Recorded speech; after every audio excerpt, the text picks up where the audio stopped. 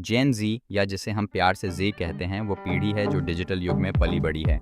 यह वे युवा हैं जो तकनीक के साक्षात साधनों के बीच बड़े हुए हैं। फिर चाहे वह स्मार्टफोन हो, सोशल मीडिया या ऑनलाइन गेम्स, इनका जीवन हमेशा कनेक्टेड रहा है। वे न केवल टेक्नोलॉजी का प्रयोग करते हैं, बल्कि इसे अपने विचारों और विचारधाराओं को व्यक्त करने का माध्यम भी मानते हैं। इस पीढ़ी की एक खासियत है कि वे सामाजिक मुद्दों के प्रति बेहद जागरूक हैं। जलवायु परिवर्तन, समानता और मानसिक स्वास्थ्य जैसे मुद्दों पर उनकी मजबूत आवाज़ है।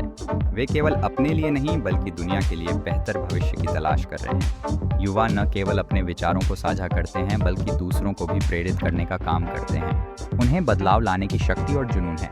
जेड की पहचान उनकी रचनात्मकता और नवाचार से भी है।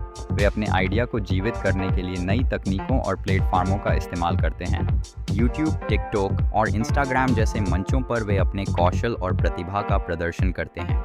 यही कारण है कि उनका कंटेंट न केवल मनोरंजक बल्कि विचारशील भी होता है। इसके साथ ही जनरेशन जेड को मानसिक स्वास्थ्य के महत्व का भी एहसास है। वे खुश रहने, तनाव कम करने और अपनी भावनाओं को व्यक्त करने के लिए खुलकर बात करते हैं। यह खुलापन उन्हें मजबूत बनाता है और उनके रिश्तों को और गहरा बनाता है। वे खुद को स्वीकारते हैं और दूसरों को भी इसी कदम पर चलने के लिए प्रेरित करते हैं। हालांकि इस पीढ़ी के सामने चुनौतियां भी हैं। डिप्रेशन, एंग्जाइटी और सामाजिक दबाव से निपटना कभी कभी कठिन होता है, लेकिन उनकी रचनात्मकता और एकजुटता के चलते वे इन मुश्किल समयों से बाहर निकलने का रास्ता खोज लेते हैं। जनरेशन जेड न सिर्फ तकनीकी रूप से विकसित है, बल्कि इंसानियत की दिशा में भी अपनी पहचान बना रहे हैं।